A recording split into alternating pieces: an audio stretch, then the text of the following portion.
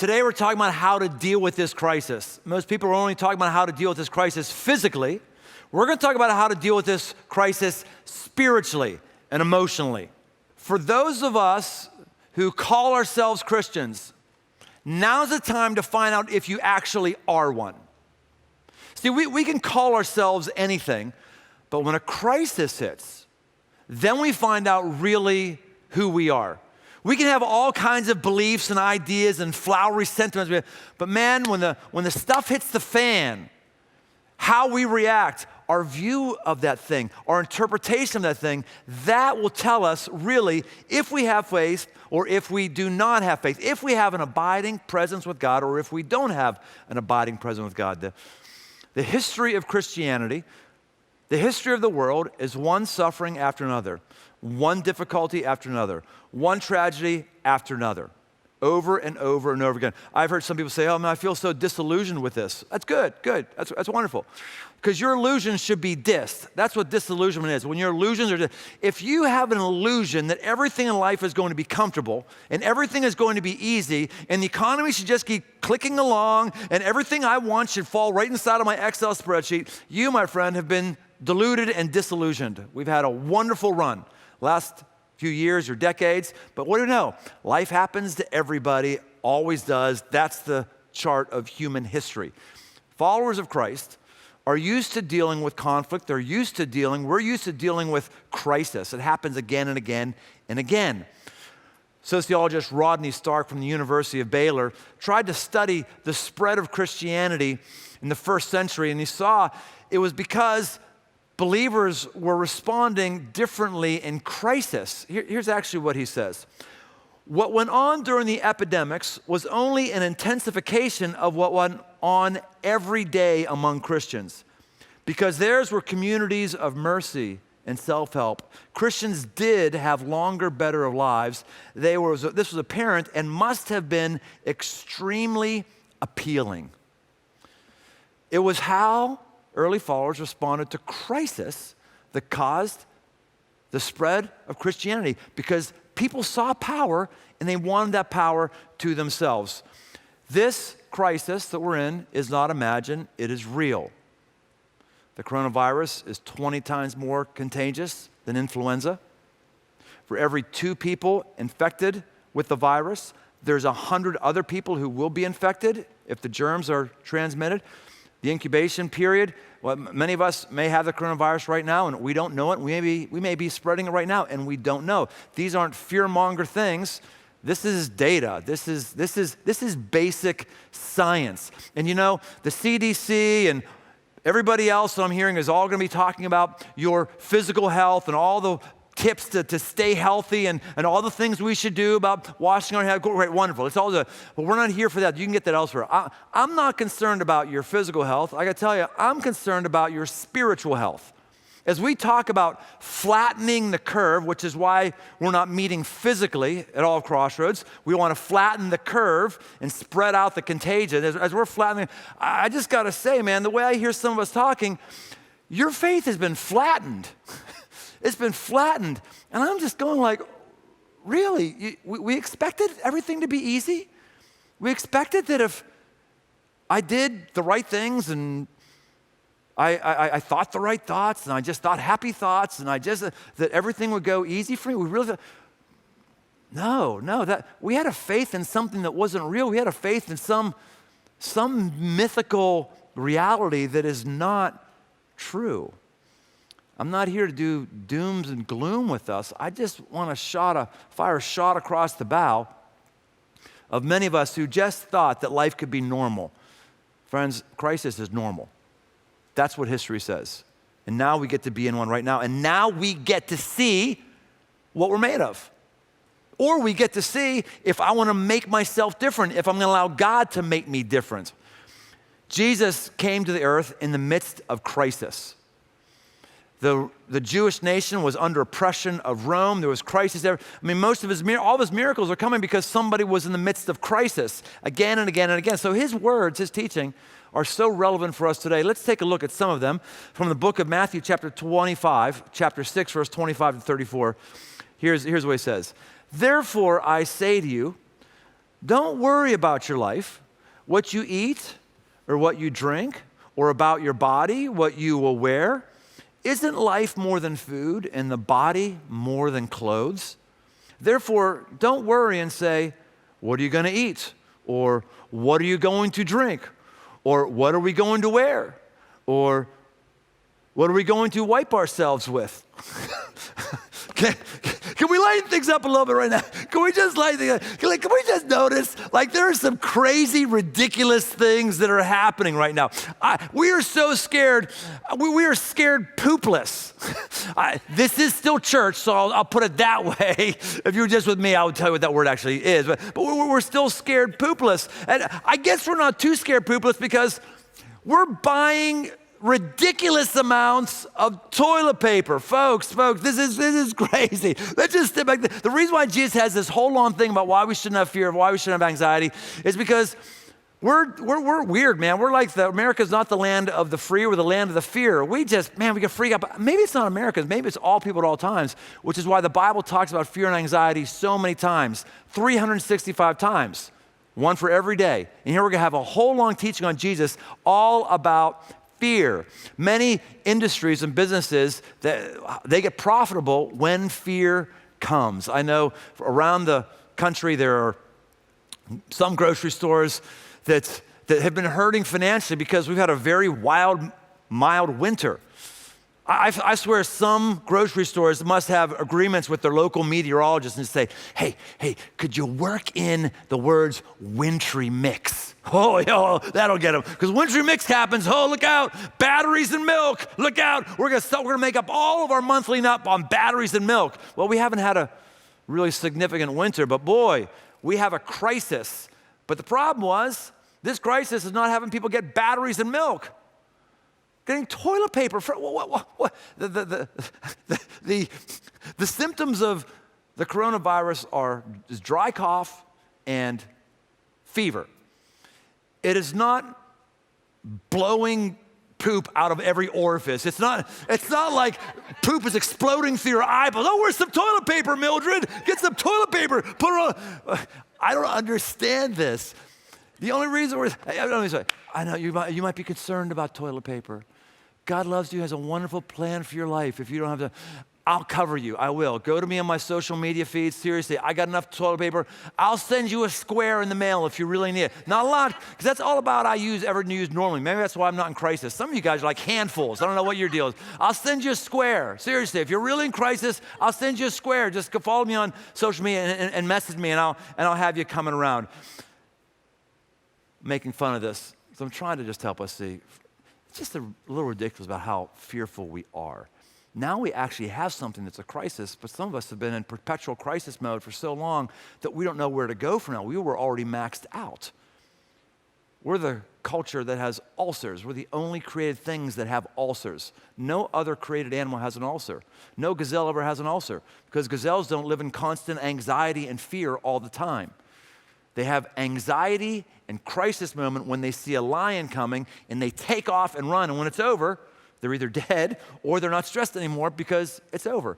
We live in it all the time. And so for some of us, our response is just showing we're living in crisis mode all the time because the power of God is foreign to us.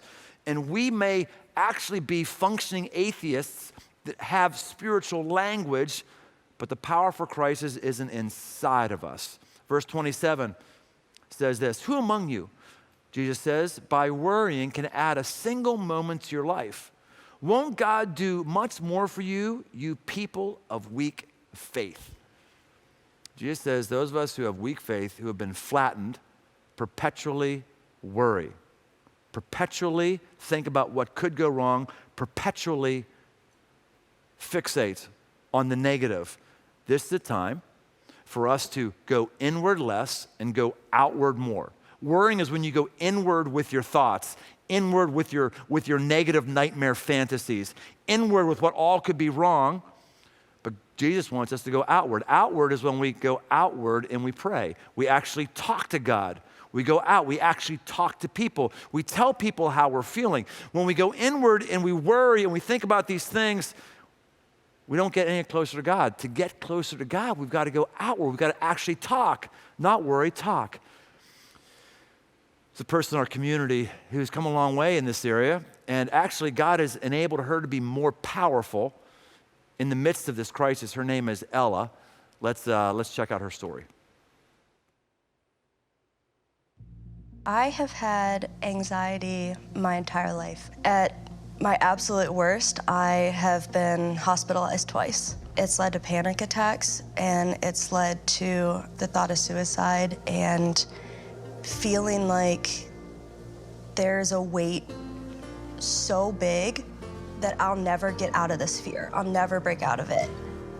The worry is not making the right decision, and this decision's going to impact something greater in my life, which I think is what a lot of people are feeling right now with this virus. And it's a lot, it's heavy. I had some friends come around me and they begged me just every day. They would just say, just pray. And eventually, honestly, to kind of shut them up, I was like, okay, I'll do your prayer thing. And it was that time that I really sat down and prayed and tried to connect with God, saying, hey, I don't know. I honestly said, I don't know if you're even there. I don't know what you can do for me, but I don't have many other options. So do what you want if you're gonna do anything. And he did. So I would say that I had a deep encounter with God there.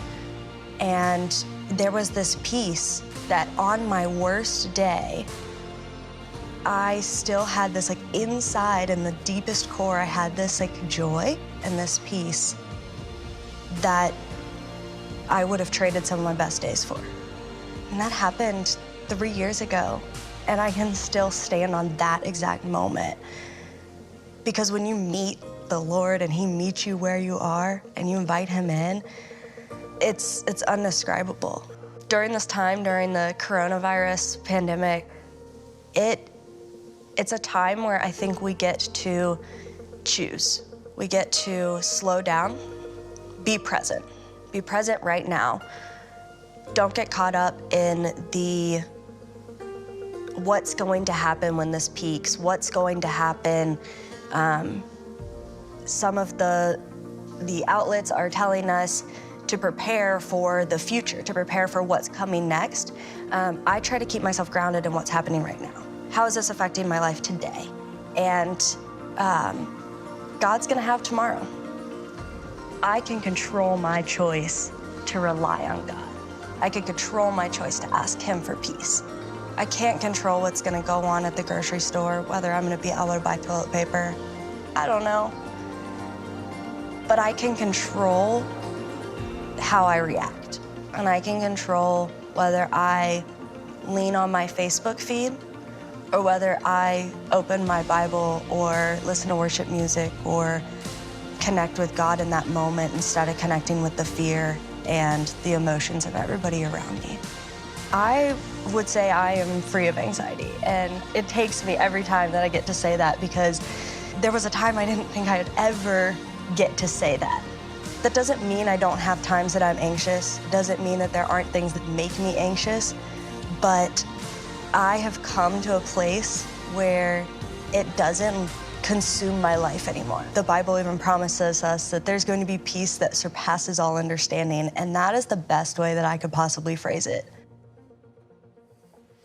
Man, I love what she says there. She's not saying there that all of a sudden I have no more fear ever. She's not saying all of a sudden I have no more anxiety.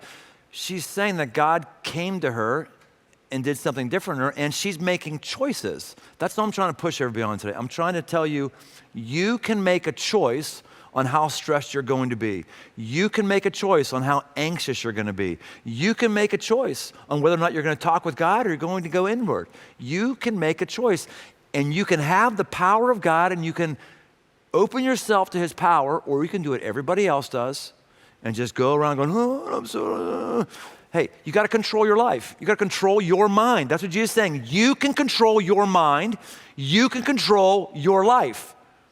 And there's a power that God gives us that enables that to happen. Now, at this point in time, I'm surprised some of you are not going, this is not what I expected today. Not what I expected today. I expected some more positive stuff. I'm hoping to be positive. I mean, what is more positive than having toilet paper talk? That's pretty positive. That's always good. But I got to tell you, things are going to get better. The market is going to rebound.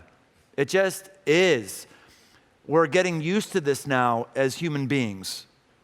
In my lifetime, there's been 3 or 4 major, not corrections, just major downturns, massive. And everyone recovers quicker than the previous because we're getting more used to it. It's like active shooters. It's unfortunate. I think the last active shooter incident we had was like 4 people, and it was barely a headline because we're getting used to it. We're pressurizing to it.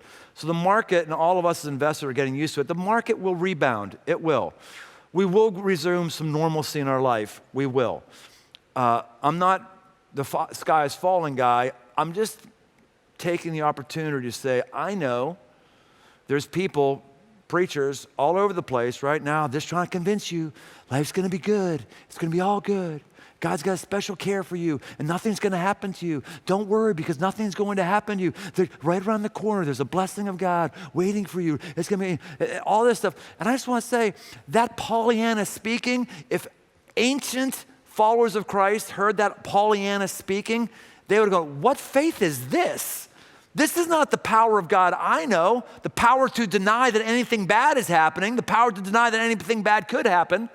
Fortunately, nobody in Crossroads has been infected with the coronavirus. Doesn't mean no one will. Doesn't mean we could not have loss of life here at Crossroads. Doesn't mean that at all. We're going to pray it doesn't happen. And we're going to love people who might be hurting in our neighborhoods or in our church. There's not some immunity bubble that God puts over his followers for suffering in the midst of crisis. Part of how you deal with the crisis is you get okay with the idea that life has difficulty, and I'm in one right now. And I need to change my attitudes and my perspectives right now. Right now, it's not about looking at a retirement account and seeing, oh, it's down here. Right now, it's about going, hey, God, thank you that I'm not hungry today. Thank you. Right now, it's not about grieving that, oh no, I can't go to work, but it's shut down. Right about it's also, hey, God, I'm thankful that you have people in my life that I'm thankful for. I'm thankful for that. Right now, we redirect our mind towards those things. That's what we do when we're in the midst of crisis. And every hero in the faith, in the scriptures, they're a hero because of the crisis. Every single one. I heard this guy, Daniel. I just think of one's come off the top of my head. Daniel gets thrown into the lion's den, and God does save him. Amazing. Well, don't forget, he had a crisis. He was in a lion's den. The lion was slobbering on him, all right? It was serious stuff. Jonah, who may be a hero, is a prophet in the Old Testament. He gets thrown overboard of a ship, and he gets swallowed by a giant fish or a giant whale. Abraham, the founder of the Hebrew nation, he is to leave his entire way of life and go someplace different and wait to hear from God. That's suffering. That's a crisis. Moses, who leads the nation of Israel out of slavery, Moses is banished by his adopted family. Moses leaves all the comforts that he had in his previous home serving with Pharaoh to be a marauder in the desert, his previously comfortable way of life. It's gone, and it's gone forever. And he's a hero of the faith because of it. All the early apostles of Christ, all of them, except for one, the Apostle John, all of them died by the hands of their tormentors. Jesus himself tells us to pick up your cross and follow me daily. Get ready to lay your life down at a moment's notice. Some people have really freaked out that I'm hugging people. If you want me to hug you, I'll hug you. If you don't want me to hug you, that's okay. I won't hug you. You call, but if you're infected, I will hug you. I will hug you. I will lay my, if you need some human touch, I'll give you some human touch because I picked up my cross and died. I'm a walking dead man already. When you take that attitude, not protecting your life or keeping everything, or your illusionment of what America should look like and what your life looks like, spiritual power comes your way and things change. Jesus continues this. He says, desire first and foremost God's kingdom and God's righteousness. And all these things will be given to you as well. Therefore, stop worrying about tomorrow because tomorrow will worry about itself. Each day has enough trouble of its own. When Jesus says, seek God's kingdom and his righteousness, do that first and everything else will be given to you as well. Remember, what was the other else? The other else was food, clothing, toilet paper. It was all those things. That's what he talked about. So he's not denying those aren't going to happen. And I'm saying as well, the best way for me to make sure my needs are met is if I'm tracking with my God. And I'm seeking first his kingdom. And I'm loving my neighbor as myself. Yes, my neighbor who I'm supposed to be 6 feet away from, I'm going to love him as yes, the guy who's annoying normally, but I'm going to love him as myself. And when I step out and step into other people's lives, there is a presence of God that brings things to me I wouldn't have otherwise. But I've got to seek first him, not seek first my comfortable American lifestyle that is the way it is supposed to be. I love my life, I love my lifestyle, but I'm not entitled to it. The only thing I'm entitled to is whatever God brings my way, I'm going to put my eyes on him. And Jesus says here, don't worry about tomorrow. So don't worry about tomorrow. Don't. Why we don't worry about tomorrow? Because we have time to put into our worries and troubles today. That's another thing Jesus says. Jesus doesn't say, don't worry about tomorrow because tomorrow doesn't have any trouble. He doesn't say that. He says, work on the troubles you have today. Today, if you don't have enough money for food, work and worry about that today. Today. If you got food in your pantry for a while, don't think about food if you're going to run out of food. If you can put a plan in place to get more food, okay, great. Hopefully, this is all going to go away, and all of this stuff about crisis is going to go away because in 3 days, maybe this won't be a crisis anymore. That's why it's wasted energy to think further in the future. Worry about it today. If your kid is sick today, deal with today, because that's trouble today, but don't think about what could happen a week from now, 2 weeks from now. That's wasted energy. You control your life. You control your faith. You control your outlook. We are not victims of this. You're only a victim if you're just swept away in the whole public outcry and doing what everybody else is doing, and that is being flattened by fear and anxiety. There is a God that's above you, he's beyond you, and he's working in and through you. Double down on your times of prayer. Why not? You got nothing better to do. You're quarantining, you're away. What are you going to do? Just watch more Netflix? We say all the time regularly, you need to get with a group, get with a group. That Rodney Stark quote said they were able to get in the crisis because they were living this way all the time anyway. Now you understand why we said you need to get in a group. You need to find one, like we're going to give you some tools in a little bit. You need to find some people who are going to cover your backside and you're going to cover their backside. You need to find those people. You need to figure out what your mode of thinking is. Because I'm telling you what, if you're looking at CNN or Fox and you're letting them put their thoughts into your mind, you're not going to live with spiritual power. You need to figure out what your Bible rhythm is, where to get something in your mind that transcends the negativity and the fear-mongering that's going on. We're way excessively being more fearful than we should while we are in a legitimate crisis.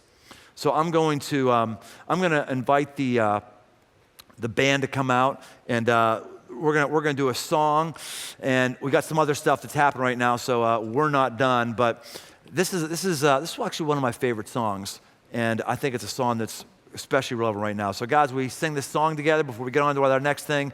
I look forward to you bringing a calming influence on us, a calm, and a peace, and also a rising up of making this personal to our faith, that we will not be conquered. We will not be pushed down. We will not live with an ulcer. We will be people of faith, people who are different. Hear this, our song to you.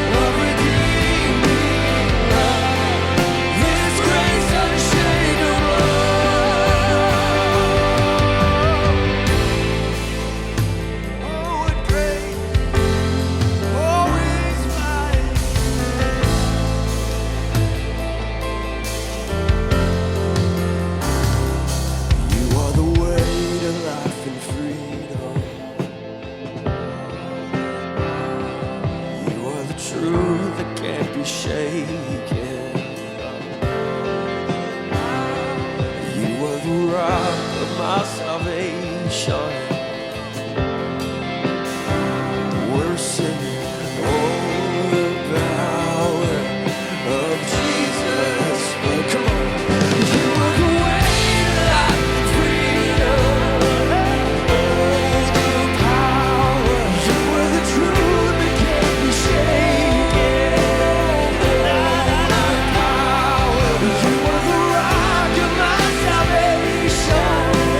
Oh, the power. We're singing, oh, the power of Jesus' blood. Oh, the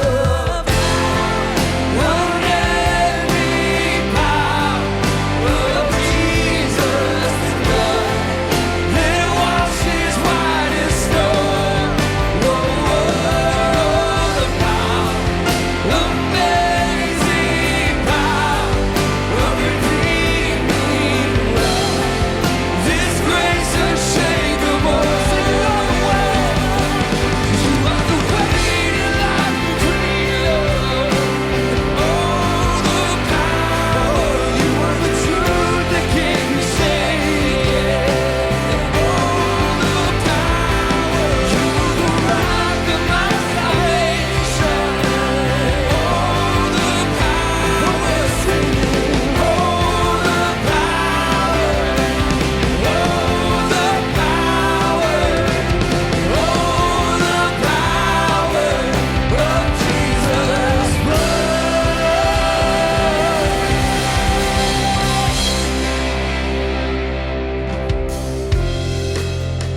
Hey, let's do that. Oh, that power again. I want to pray some things in there.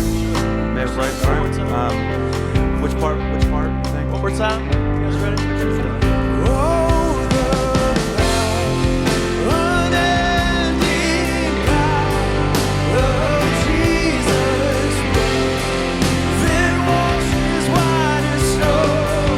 Oh, the power, amazing power of redeeming love. This grace unshakable.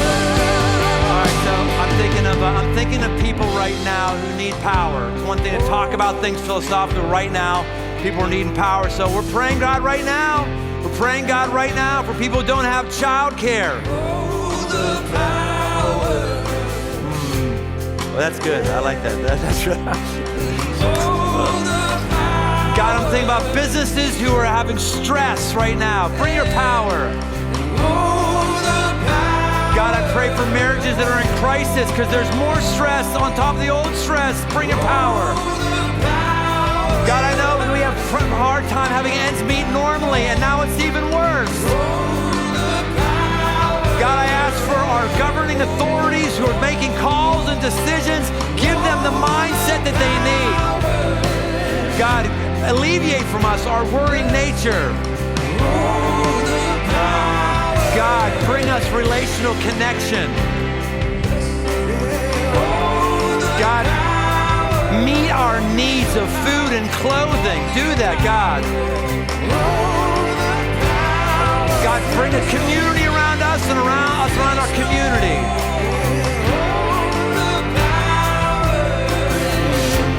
Yeah, God, let's sing it one more time. That end, that's good.